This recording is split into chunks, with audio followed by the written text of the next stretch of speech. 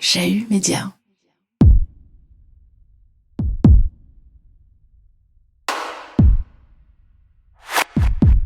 La Suisse, en tant que pays européen, même s'il pense être différent par rapport à tous les autres, participe de manière absolument délibérée à la conquête coloniale, même si, d'un point de vue territorial, la Suisse ne possède pas des colonies.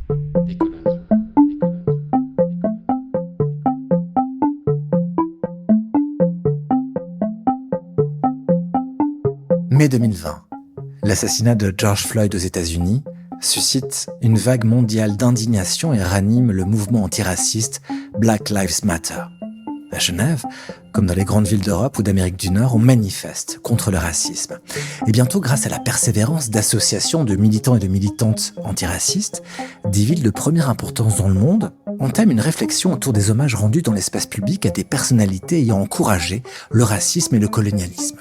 À l'exemple de Genève, qui en mars 2022 publie une étude signée par les professeurs Mohamed Mahmoud Ould Mohamedou et David Rodogno, intitulée « Temps, espace et histoire, monuments et héritage raciste et colonial dans l'espace public genevois ». Cette étude, c'est celle dont s'est inspirée cette série. Dans quel contexte cette étude a-t-elle été lancée ? Que révèle-t-elle ? À Genève ou ailleurs dans le monde, qu'exprime un monument installé dans l'espace public ?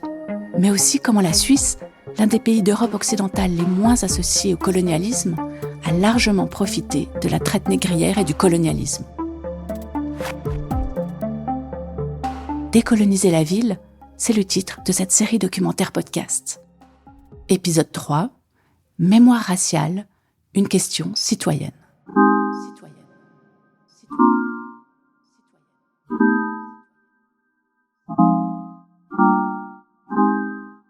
Comment se fait la participation de la Suisse à l'expérience coloniale ? La religion, les missionnaires suisses sont partout, sur le continent africain, en Amérique latine, en Asie, donc une présence massive et importante. David Rodogno, professeur d'histoire et de politique internationale à l'Institut de hautes études internationales et du développement de Genève. Les missionnaires sont aussi des penseurs. Si on pense au rôle de l'apartheid en Afrique du Sud, ça vient aussi d'une pensée qui est exportée par des Suisses parmi d'autres. 2. Les mercenaires. Les Suisses sont très réputés pour savoir mettre fin à des révoltes. C'est des gens qui manient les armes avec très grande habileté. Leurs services sont très réputés. Donc on fait appel à des Suisses pour venir mettre fin à des révoltes sur le continent africain. 3. La Suisse est quand même déjà un pays riche.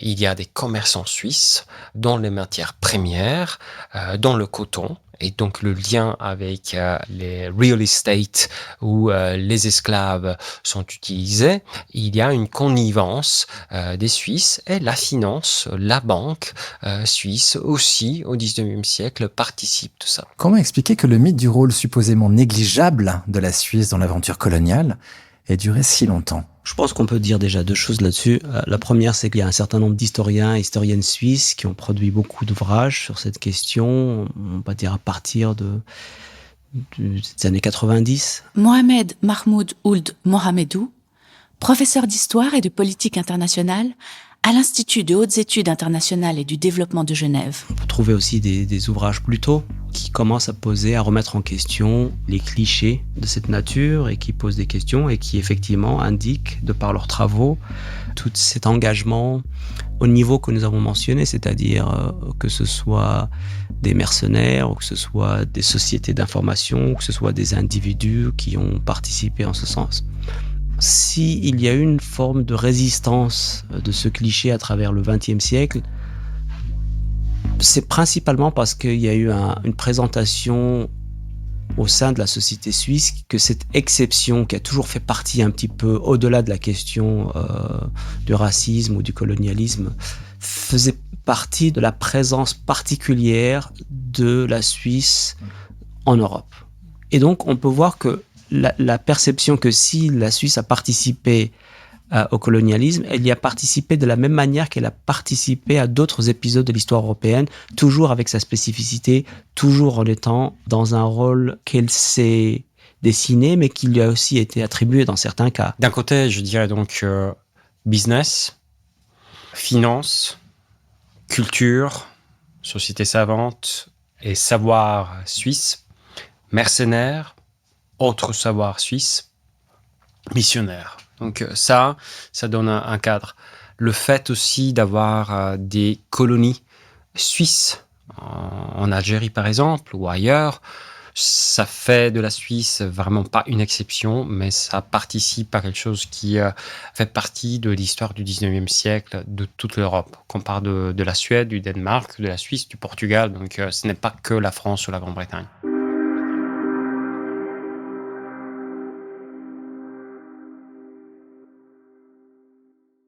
Deuxième moment, ce que Mahmoud vient de dire, c'est également très important, l'implication du gouvernement fédéral suisse, le soutien au projet de développement après la décolonisation et le revers de la médaille, c'est-à-dire que pour beaucoup de régimes et de dictateurs africains, la Suisse est un pays qui a une importance énorme.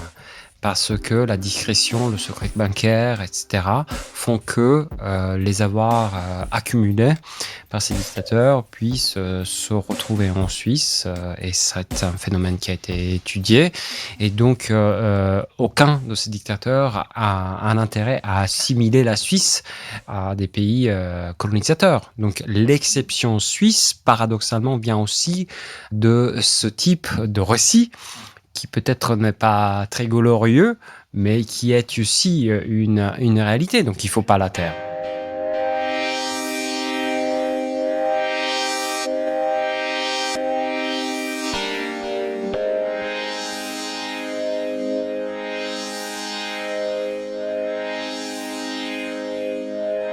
Je suis inconditionnellement contre toutes les oppressions. Je vois dans l'oppression le fléau majeur de la condition humaine qui détourne et vicie les meilleures forces de l'homme. Opprimé et oppresseur d'ailleurs, car on le verra également, si la colonisation détruit le colonisé, elle pourrit le colonisateur.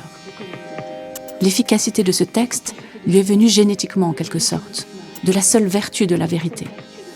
C'est qu'il suffisait probablement de décrire avec précision le fait colonial, la manière dont agissait nécessairement le colonisateur, la lente et inexorable destruction du colonisé, pour mettre en évidence l'iniquité absolue de la colonisation. Albert Memmi, Portrait du colonisé, précédé de Portrait du colonisateur, 1957. Alors cette question, la Suisse n'a pas de passé colonial. La Suisse s'est faite en Europe, elle avait des banques qui recevaient l'argent de cette traite ou qui recevaient l'argent des gens de plantation parce qu'ils savaient que là, leur argent, leur capital allait être protégé. Françoise Vergès, politologue, militante féministe décoloniale française, notamment autrice de l'essai « De la violence coloniale dans l'espace public ». La Suisse a protégé l'argent de personnes absolument non recommandables. Elle fait partie d'un système global du capitalisme racial, dont l'accumulation de la richesse est basée sur l'exploitation, la déportation, le racisme. Donc se dire innocente, cette idée que seuls les pays qui ont colonisé seraient responsables. Toute l'Europe a participé, d'une manière ou d'une autre. Quand vous regardez la traite, pour qu'un bateau s'en aille, un bateau négrier s'en aille, il faut qu'il y ait des voiles, il faut qu'il y ait des tonneaux remplis de vivres, il faut qu'il y ait des choses pour acheter les êtres humains. D'où ça vient ? Ça vient des arrière-pays, ça vient même de plus loin. Ensuite, ces pays vont consommer du café, du sucre, du tabac. D'où ça vient ? Je veux dire, ça arrive là, alors à la table à Genève, on va vous servir du café avec du sucre et puis des pâtisseries, mais d'où ça vient ? L'esclavage construisant une forme de globalisation, beaucoup de personnes sont prises, consciemment ou inconsciemment, mais la question aujourd'hui que beaucoup de groupes posent, c'est justement comment ça a été possible ? Qu'est-ce qui a rendu ça possible ? Et donc, oui, que l'Europe tout entière a bénéficié et a contribué d'une manière ou d'une autre. La Suisse n'a pas fait la guerre à la France parce que la France faisait la traite négrière.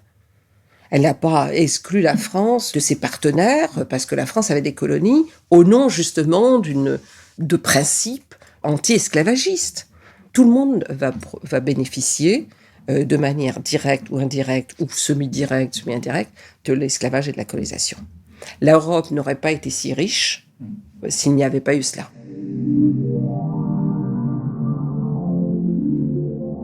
Cette richesse qui est vue comme pratiquement liée au génie européen, à des qualités dont on ne saurait pas ce qu'elles sont, mais je veux dire, ça serait des gens extraordinaires. Non, la vie s'est améliorée parce qu'il y avait extraction et exploitation.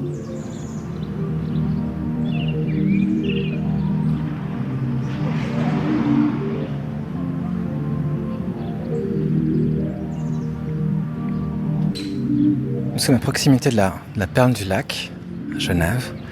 On entre dans ce qui est nommé le parc Monnier, dans lequel trône la Villa Monnier. Et pour trouver le buste Monnier, cette fois, il faudrait partir du côté du parc des Bastions. La rue Monnier se trouve juste derrière, et puis elle marque une espèce de frontière imaginaire, disons, entre ce qui serait la Genève touristique et la Genève internationale. Parc Monnier, Villa Monnier, rue Monnier, donc à peine plus haut. Pourquoi ça pose problème ? Ça pose problème pour certaines personnes et à certains égards, mais il faut comprendre aussi que Gustave Moynier est une personnalité très importante pour la ville de Genève à cause de tout ce qu'il a pu faire, non seulement pour le CICR, la raison principale pour laquelle il est connu, mais également pour ses services rendus à la Société d'utilité publique de Genève et d'autres actions et activités philanthropiques. Le revers de la médaille, c'est que parmi ces activités, Gustave Moynier était aussi lourdement impliqué avec le roi des Belges en Belgique, au Congo, à l'époque post-1885, quand le Congo devient de facto, et pour des raisons humanitaires, c'est le texte de la conférence de Berlin, une colonie belge. Donc Marmaude, une plaque est apposée sur la Villa Monnier. On peut y lire Villa Monnier, bâtie pour Barthélemy Paccard en 1848, résidence de son gendre Gustave Moynier, cofondateur et président du CICR de 1864 à 1910, siège du Comité international de la Croix-Rouge de 1932 à 1947. Et naturellement, il manque quelque chose. Alors, il faut contextualiser cette période dans laquelle Moynier est actif à la fois sur ces questions un peu plus tôt pour le CICR et la période qui commencerait, disons, en 1876, lorsque le roi des Belges, Léopold, organise une conférence internationale, ou en tout cas européenne, à laquelle il convie un certain nombre de ces sociétés de géographie, dont l'une existait à Genève et Moynier en était membre. Et dans ce contexte, Léopold cherche à monter une entreprise de colonisation du Congo. À la conférence de Berlin en 1884, ce territoire lui est entre guillemets donné par les organisateurs, donc les États, les diplomaties, les chancelleries qui sont en conférence à ce moment-là. Se met en place une colonisation de ce pays qui est entourée donc de la rationalisation diplomatique de tout ceci. L'État indépendant du Congo est mis en place en 1885. Moynier rédige un ouvrage à ce sujet en 1887. Il devient le consul de l'État à Genève. Et ce qui se passe au Congo est considéré par de nombreux historiens entre un mini-génocide ou en tout cas des violations massives des droits de l'homme. Est-ce que ces faits d'armes morbides expliquent son relatif oubli dans le patrimoine genevois à l'avantage peut-être de la mémoire de Dunant? Pas nécessairement. Et effectivement, beaucoup d'ouvrages historiques, même destinés à un public très large, donnent raison à tout ce que Moynier a pu faire. C'est lui, vous avez dit tout à l'heure, co-architecte avec Dunant de la Croix-Rouge. Ben, c'est Moynier qui porte l'organisation dans ses premières années. Ce qui est en revanche problématique, et ça, il est contesté à l'époque par les contemporains même. Il y a des journalistes qui demande à Moynier d'arrêter de servir en tant que consul. Il ne le fera jamais. Il y a un silence énorme de sa part. Et si d'un côté, lorsque le Congo devient une colonie du roi et la terminologie humanitaire est utilisée, on peut lui donner le bénéfice du doute et on peut dire peut-être il croyait vraiment qu'il y avait cette aspiration à civiliser les Congolais, à laquelle Moignet par ailleurs croit beaucoup. Ce qui devient très difficile à croire, c'est qu'il est tellement dupe de ne pas comprendre ce qui se passe au Congo, d'autant plus que de tas d'organisations qui seraient comme les prédécesseurs des ONG comme Amnesty International et d'autres dénoncent ce qui se passe. Là, Moignet ne pouvait pas ignorer.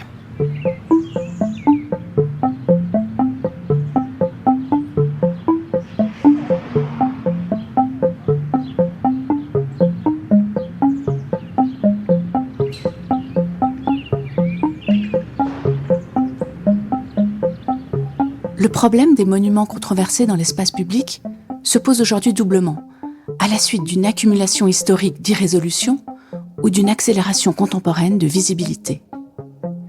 Lire ceci comme un phénomène de mode, ou le circonscrire politiquement à des demandes communautaires, c'est faire fausse route intellectuellement et retarder une réflexion publique nécessaire sur l'interaction complexe monument-histoire-justice et les critères de valorisation au sein de l'histoire publique.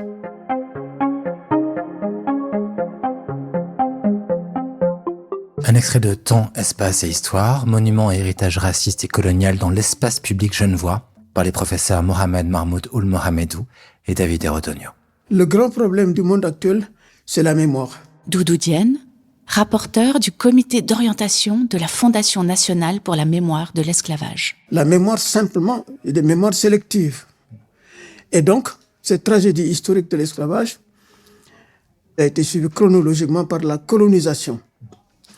La décolonisation politique a eu lieu et la décolonisation d'une certaine manière éthique, on en a parlé, on a condamné la colonie.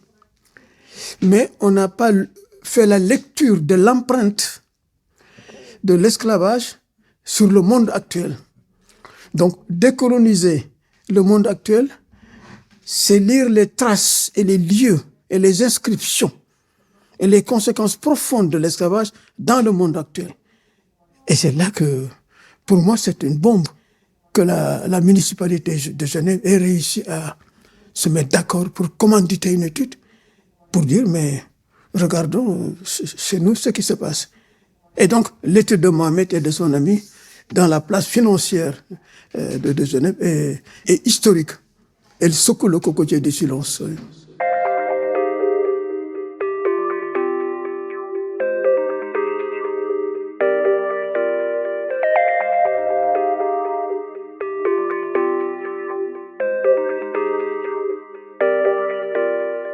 Il se trouve que nous, à Genève, on a la chance et le défi et la responsabilité d'avoir une collectivité et une communauté très diversifiée, une mosaïque. Et donc, quelque part, on a à la fois l'habitude de vivre en coexistence de plein de couleurs, d'origines, de profils, mais on n'a jamais mené ce débat. Samy Canaan, conseiller administratif en charge du département de la culture et de la transition numérique, ville de Genève. Et donc, je préférais l'aborder d'une manière un peu construite et organisée plutôt que de subir d'un jour à l'autre tout à coup une rébellion sur un cas ou un autre. Et donc, je me suis dit que j'étais vraiment sincèrement curieux parce que j'ai évidemment eu, comme d'autres, une notion de quelques personnages dont on peut discuter le parcours. Mais je me disais bien que Genève, vu son parcours international de carrefour politique, scientifique, économique, il y aurait forcément des choses à raconter. On a aussi le cas du palais Wilson, Woodrow Wilson, c'est venu plutôt du côté des Américains. On a Karl Vogt, évidemment, qui est une figure déjà à un moment discutée, ou d'autres. On s'est dit, c'est l'occasion de faire un travail de fond et pas subir, entre guillemets, en fonction de telle éruption ponctuelle. C'est assez intéressant comme démarche, évidemment, qui a déjà commencé il y a maintenant bientôt 2 ans. Et c'est une démarche qui nous amène sur une réflexion beaucoup plus en profondeur, en fait. Alfonso Gomez, conseiller administratif en charge du département des finances, de l'environnement et du logement, ville de Genève. Sur d'où nous venons et comment dans l'espace public nous traduisons cet héritage du passé? Quelle partie de notre passé est aujourd'hui exposée dans l'espace public, mais également dans nos formations, mais également dans nos représentations? Genève n'est pas un cas particulièrement problématique, il faut dire les choses comme ils le sont, par rapport à d'autres villes qui ont un passé vraiment très très lourd. Davide Rodogno. Paris, Londres, Nantes. Genève ne pose pas de problème parce que même si c'est une ville de banque et de finances, les banquiers et les financiers genevois ont un rôle très très mineur dans ces histoires.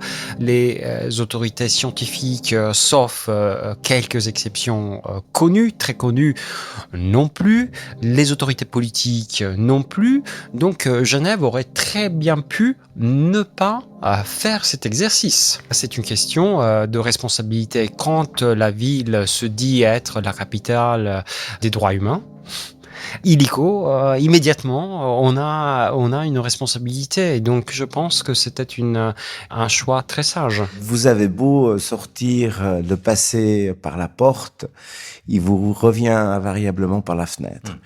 Je sais de quoi je parle, puisque je viens d'un pays qui se pose ces questions, puisque je suis originaire de l'Espagne et a mis sous le tapis une partie de son histoire qui aujourd'hui revient avec force. Ça, c'est la première constatation. Donc, on n'a pas fait une économie. On a fait un devoir de mémoire, en quelque sorte. Et on a fait également un devoir de justice. Alors, c'est clair qu'en faisant une étude pareille, on légitime, on renforce l'idée qu'il faut mener un débat. Et ça a été reconnu puisqu'on a fait l'étude avec un groupe de suivi, le collectif, différentes associations spécialisées dans la lutte contre le racisme en général et le racisme anti-noir en particulier, qui ont salué, qui dit, évidemment, ils auraient des nuances sur certains éléments, mais ils ont salué vraiment la démarche. Depuis, d'ailleurs, on n'a pas eu de grande agitation. Maintenant, évidemment, il faut agir. Il faut agir. Il faut agir. Il faut agir.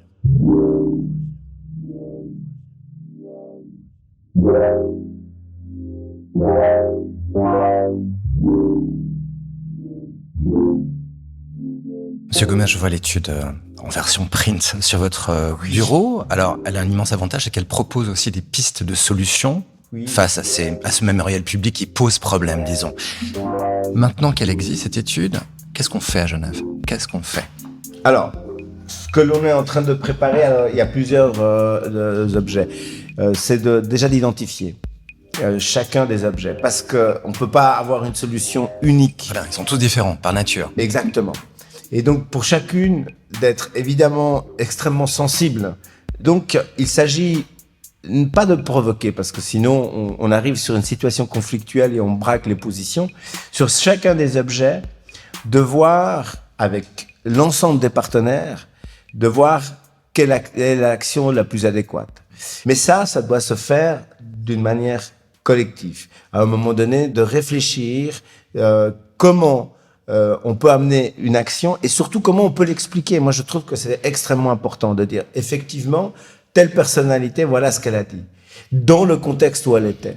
Il n'y a pas de solution unique, c'est la grande leçon du rapport. Donc, on va faire comme une méthode de base commune, mais qu'on adaptera, où en gros, ça consiste, cas par cas, à essayer d'identifier toutes les parties prenantes et de faire un travail commun sur, un, reconnaître la situation, et deux, qu'est-ce qu'on en fait? Est-ce qu'on ajoute une deuxième plaque chaque fois officiellement? Est-ce qu'on fait une cérémonie un peu rituelle? Est-ce qu'on fait une publication simplifiée pour les habitants? Enfin, qu'est-ce qu'on fait? Effectivement, entre les deux bornes, c'est-à-dire ne rien faire du tout, mais ça, c'est pas une option, et tout effacer, ce qui, selon moi en tout cas, dans la plupart des cas, n'est pas une option non plus. Puisque le but, enfin, façon de parler, le processus, c'est au moins aussi important que le résultat. Ben, c'est là qu'on crée une mémoire collective différente.